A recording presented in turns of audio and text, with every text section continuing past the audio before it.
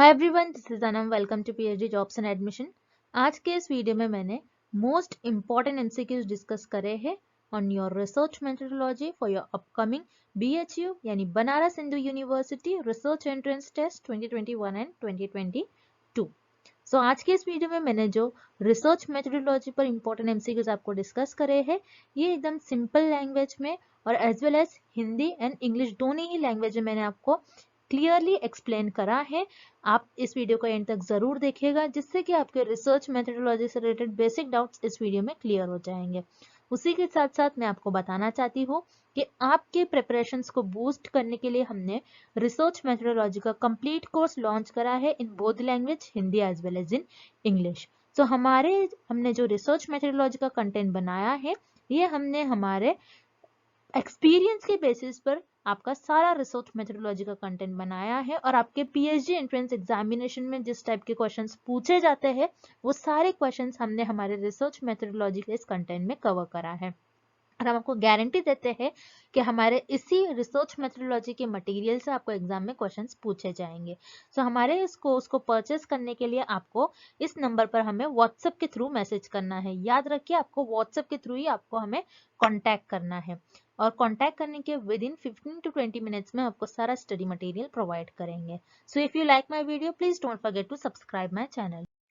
हमारे इस research methodology के कोर्स में हम आपको full syllabus video lectures, notes, 10 full syllabus mock test, 1000 plus practice MCQs PDF provide करेंगे in both language, Hindi as well as in English. So हमारा जो ये रिसर्च मेथोडोलॉजी का कंटेंट है, ये हमने हमारे एक्सपीरियंस के बेसिस पर और जो एक्चुअल पीएचडी एंट्रेंस एग्जाम में क्वेश्चंस पूछे जाते हैं, वो सारी चीजें हमारे इस रिसर्च मेथोडोलॉजी के कंटेंट में हमने कवर करे हैं। तो आपको हमारा, अगर आप कोर्स परचेस करोगे, अगर आप हमारा कोर्स फॉलो करोगे, तो आपको कुछ इस तरीके से हमारे रिसर्च मेथोडोलॉजी के कंटेंट में आपको प्रिपरेशन करना है कि आपको हमारे जो नोट्स है और जो मॉक टेस्ट को एक वीक में कवर कर लेना है।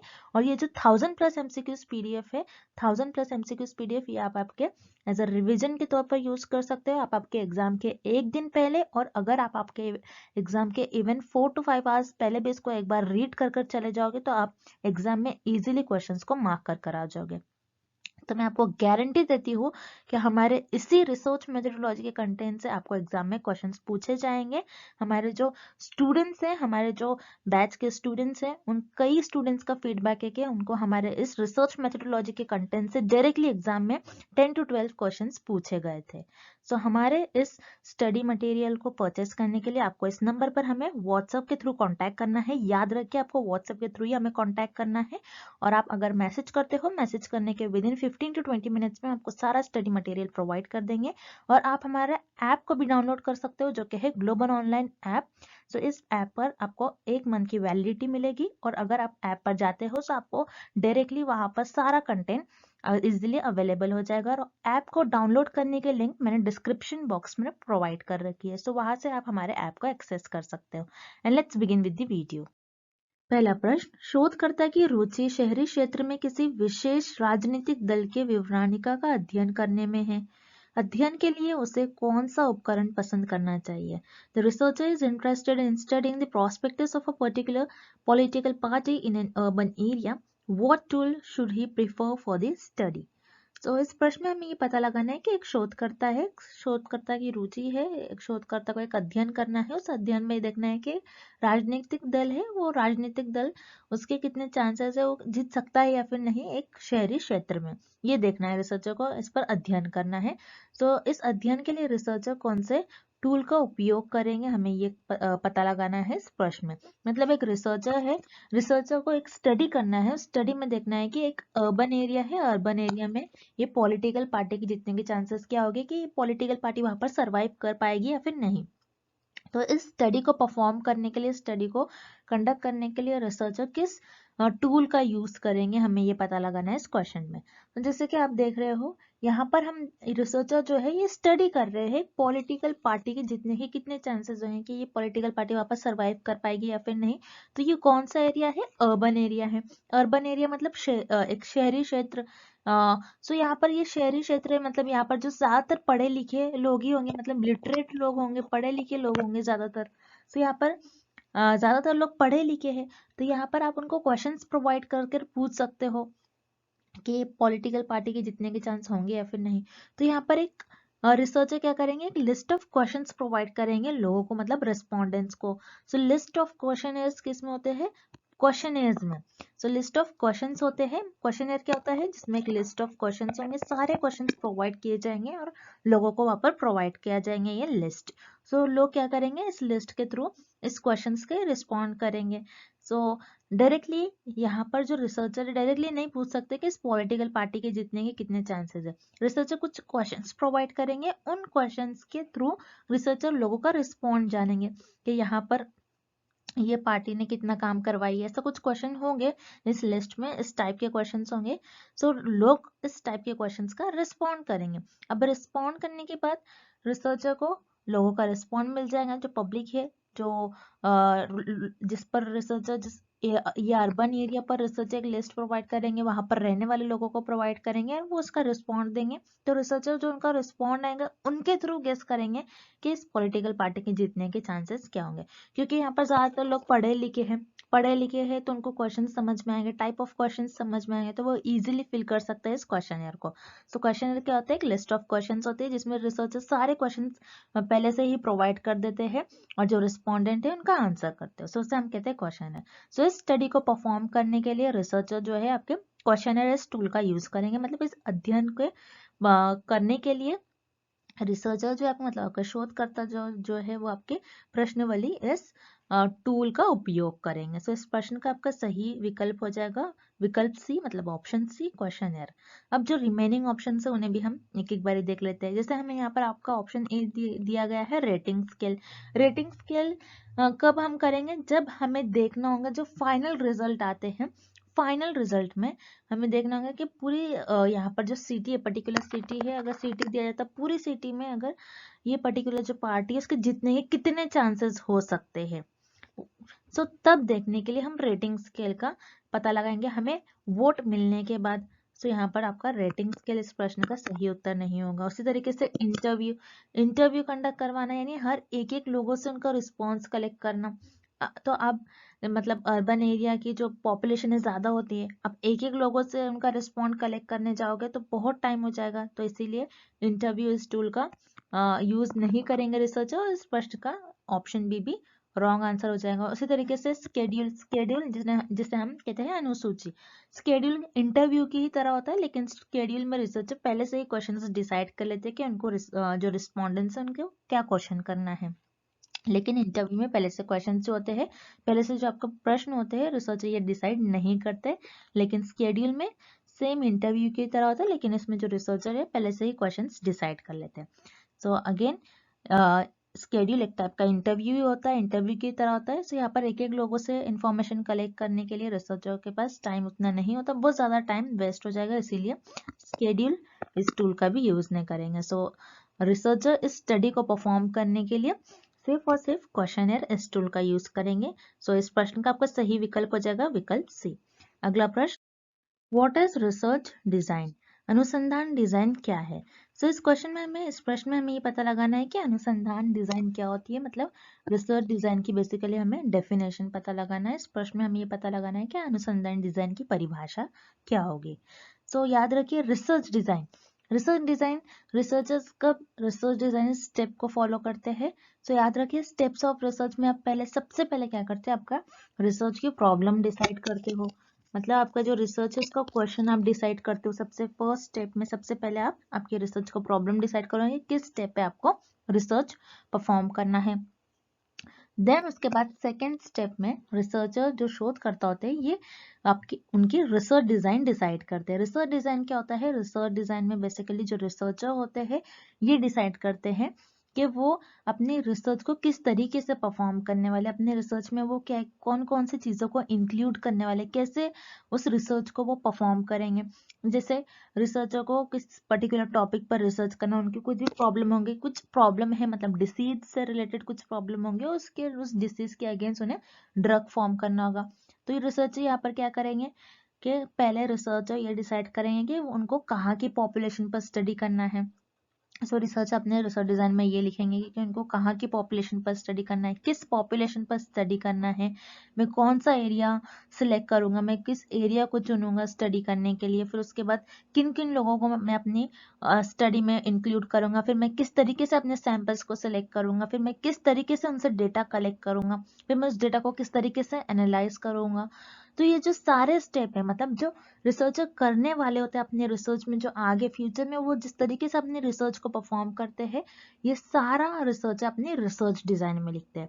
सो याद रखिए, रिसर्च डिजाइन में बेसिकली जो रिसर्चर अपने शोधकर्ता जो है ये एक प्लानिंग करते हैं। यहाँ पर इस स्टेज में सारी प्लानिंग होती है कि अपने रिसर्च को जो रिसर्चर है किस तरीके से परफॉर्म करने वाले हैं, मतलब रिसर्च में कौन कौन से स्टेप्स, कौन कौन से वो प्रोसीजर फॉलो करने वाले हैं, किस तरीके से वो डेटा कलेक्ट करने वाले, किस तरीके से वो डेटा को एनालाइज करने वाले, ये सारी चीजें रिसर्चर अपने रिसर्च डिजाइन में बता देते हैं। सो बेसिकली रिसर्च डिजाइन में हम आप कह सकते हो कि रिसर्च डिजाइन में आपके जो शोध करते हैं प्लानिंग करते हैं।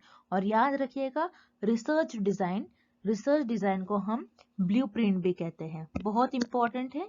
रिसर्च डिजाइन को ब्लूप्रिंट भी कहा जाता है।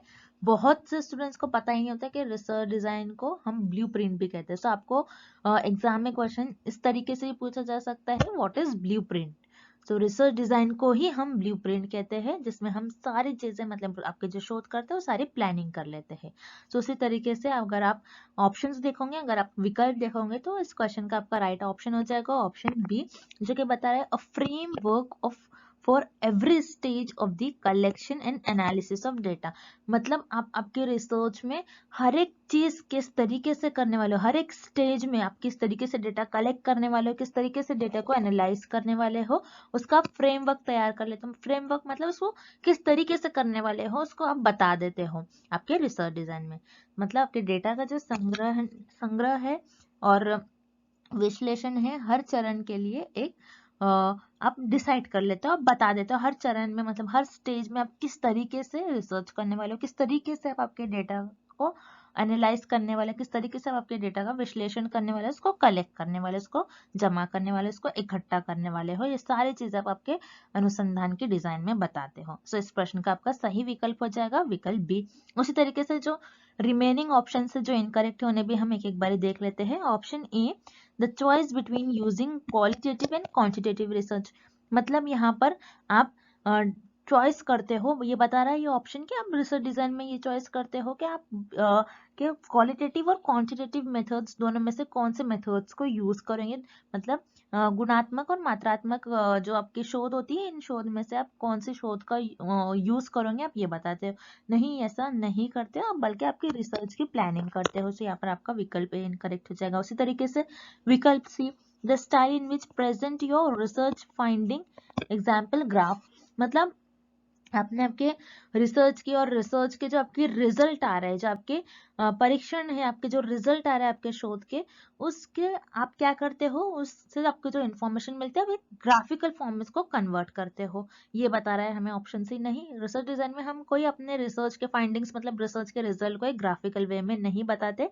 तो यहाँ पर जो आपका विकल्प सी है, इस प्रश्न का रॉन्ग उत्तर हो जाएगा, गलत उत्तर हो जाएगा। इस प्रश्न का आपका जो सही उत्तर हो जाएगा वो हो जाएगा ऑप्शन बी। मतलब आपके रिसर्च डिजाइन में सारी प्लानिंग कर लेते हो किस तरीके से डेटा कलेक्ट करोगे और एनालाइज करोगे।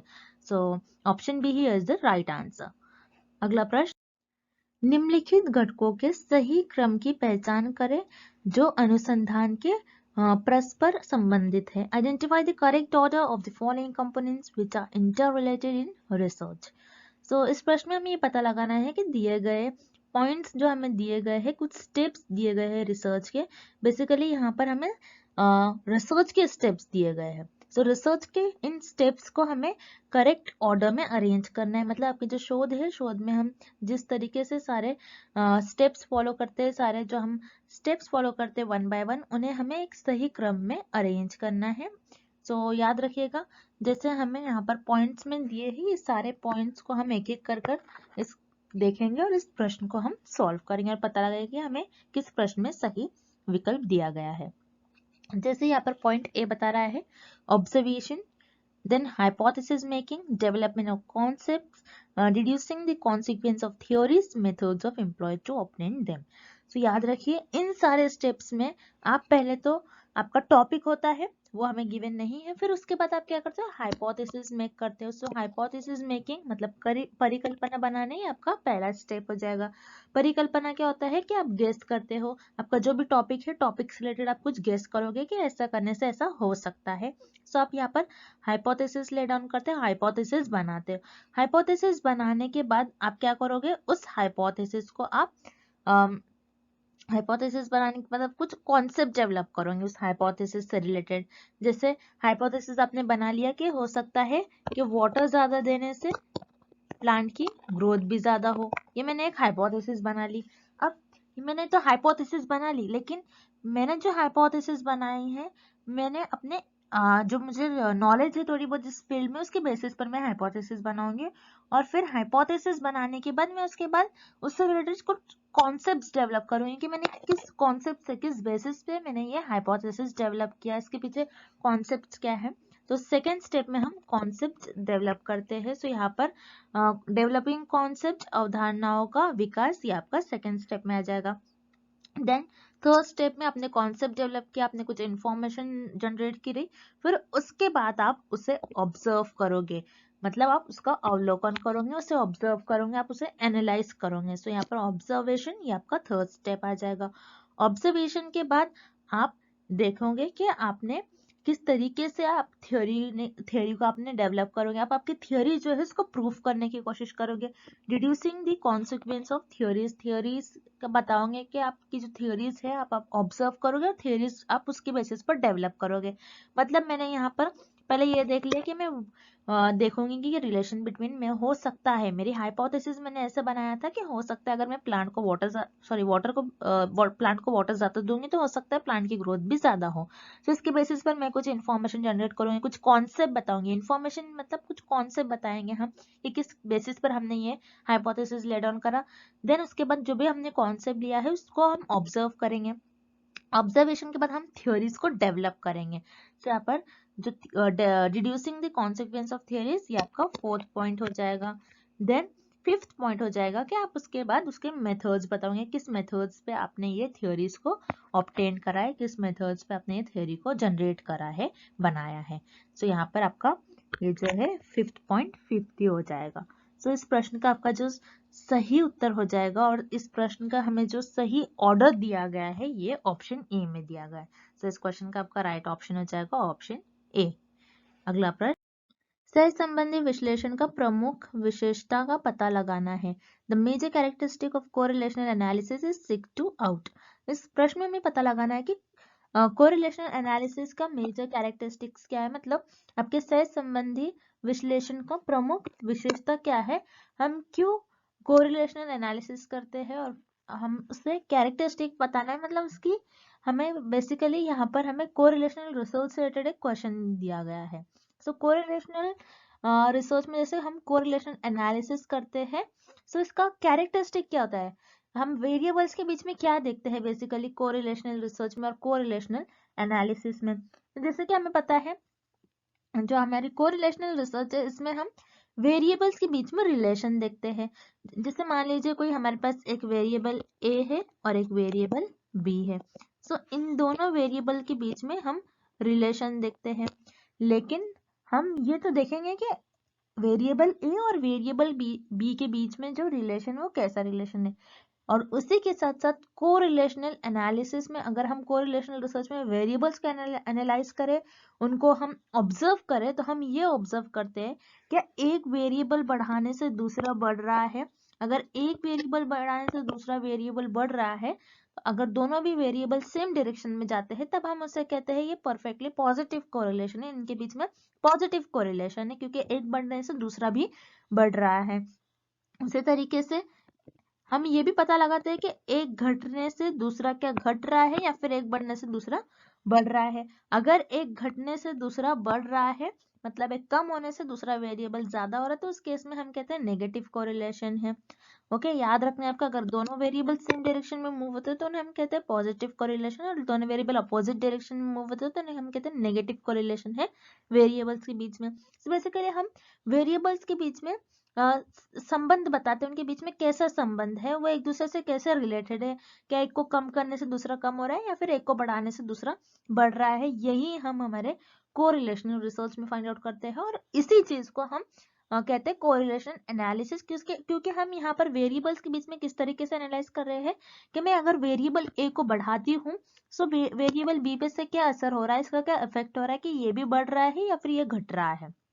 ये बेसिकली हम कोरिलेशनल एनालिसिस में, कोरिलेशनल रिसर्च में करते हैं और इसी तरीके से हम कोरिलेशनल एनालिसिस करते हैं, मतलब कोरिलेशनल रिसर्च में चीजों को एनालाइज करते हैं, वेरिएबल्स को बेसिकली एनालाइज करते हैं। सो याद रखिए, हम कोरिलेशन एनालिसिस का बेसिक कैरेक्टरिस्टिक होता है, मेजर कैरेक्टरिस्टिक ये होता है कि उसमें हम वेरिएबल के बीच में कैसा एसोसिएशन है ये देखते हैं, मतलब एसोसिएशन अमंग वेरिएबल, मतलब चर के बीच में कैसा संबंध है कि एक को बढ़ाने से दूसरा बढ़ रहा है, एक दूसरे से उनके संबंध कैसे, उनका रिलेशन कैसा उनके बीच में, ये हम पता लगाते हैं हमारे कोरिलेशनल एनालिसिस में। और कोरिलेशनल एनालिसिस का मेजर कैरेक्टरिस्टिक यही होता है कि वेरिएबल के बीच में एसोसिएशन देखना कि एक दूसरे को कैसे कनेक्टेड है, उनका संबंध कैसा है, चर के बीच का संबंध कैसा है। तो यहाँ पर जो आपका ऑप्शन सी है इस प्रश्न का सही विकल्प हो जाएगा। उसी तरीके से हम रिमेनिंग ऑप्शंस भी देख लेते हैं। जैसे यहाँ पर आपको ऑप्शन ए दिया गया है डिफरेंस अमंग वेरिएबल्स, मतलब वेरिएबल्स के बीच का डिफरेंस।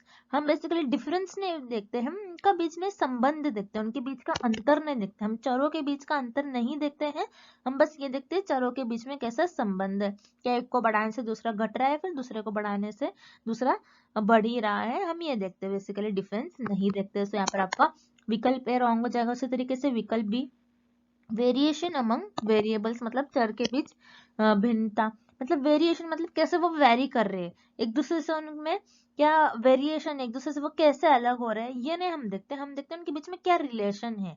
तो यहाँ पर आपका ऑप्शन बी भी इनकरेक्ट हो जाएगा और इस क्वेश्चन का आपका सही विकल्प हो जाएगा option C, association among variable, चरों के बीच संबंध। अगला प्रश्न, शोध परिकल्पना के परीक्षण के संदर्भ में निम्नलिखित में से कौन सा सत्य है?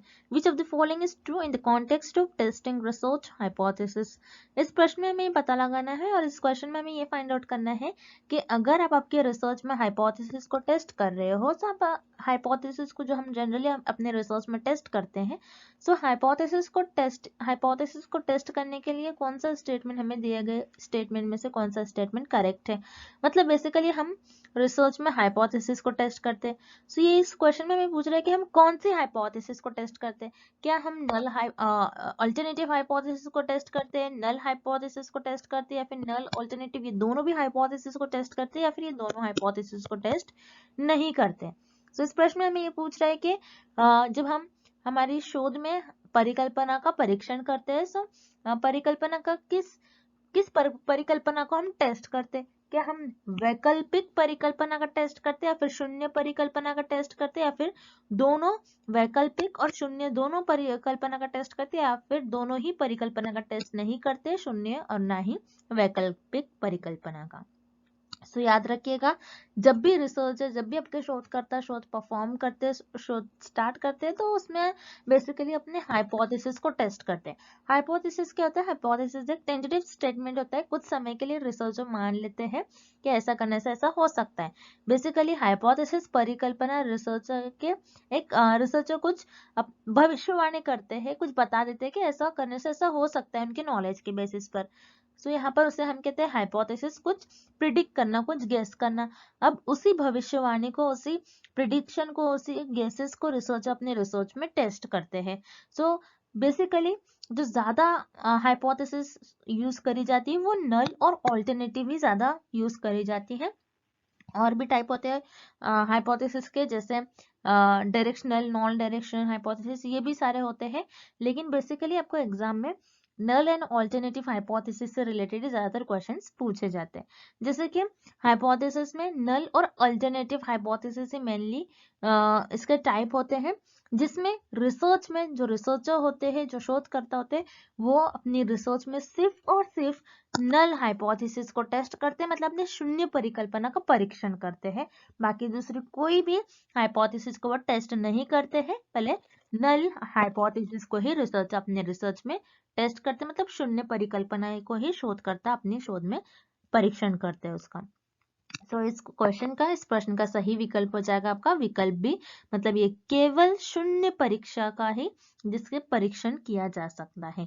याद रखिएगा, केवल सिर्फ और सिर्फ नल हाइपोथेसिस का ही रिसर्चर टेस्ट करते हैं और उसका टेस्ट किया जाता है आपके रिसर्च में। अब नल हाइपोथेसिस को टेस्ट इसीलिए करते हैं क्योंकि इजी होता है बताना, क्योंकि नल हाइपोथेसिस क्या बताती है कि आपके चरों के बीच में कोई भी संबंध नहीं है, मतलब आपके वेरिएबल्स के बीच में कोई भी रिलेशन नहीं है, ये बताती है आपकी नल हाइपोथेसिस। इसीलिए रिसर्चर अपने रिसर्च में नल हाइपोथेसिस को टेस्ट करते हैं। और याद रखिए, आपको एग्जाम में ऐसे भी टाइप के क्वेश्चंस पूछे जाते हैं कि रिसर्चर ऑलवेज अपने जो नल हाइपोथेसिस है उसको रिजेक्ट करना चाहते हैं, क्योंकि नल हाइपोथेसिस तो बताती है कोई रिलेशन ही नहीं है, लेकिन रिसर्चर क्या प्रिडिक्ट करते हैं, नहीं, वेरिएबल्स के बीच में कुछ ना कुछ रिलेशन है। सो रिसर्चर अपने रिसर्च में नल हाइपोथेसिस को ऑलवेज रिजेक्ट करना चाहते हैं और अल्टरनेटिव हाइपोथेसिस को एक्सेप्ट कर लेते हैं, क्योंकि अल्टरनेटिव हाइपोथेसिस क्या बताती है कि चारों के बीच में कुछ ना कुछ संबंध है, मतलब वेरिएबल्स के बीच में कुछ ना कुछ रिलेशन है, और यही रिसर्चर के प्रिडिक्शन होते हैं कि कुछ ना कुछ रिलेशन है। और नल हाइपोथेसिस बताती है कि चारों के बीच में कोई रिलेशन नहीं है, इसलिए रिसर्चर नल हाइपोथेसिस को ऑलवेज अपने रिसर्च में रिजेक्ट करना चाहते हैं और ऑलवेज नल हाइपोथेसिस को ही रिसर्चर टेस्ट करते हैं। तो इस प्रश्न का आपका सही उत्तर हो जाएगा, सही विकल्प हो जाएगा विकल्प B, it is only the null hypothesis that can be tested. ये केवल शून्य परिकल्पना है जिसका परीक्षण किया जा सकता है। And thank you for watching this video. Good luck with your preparation and see you tomorrow with another video.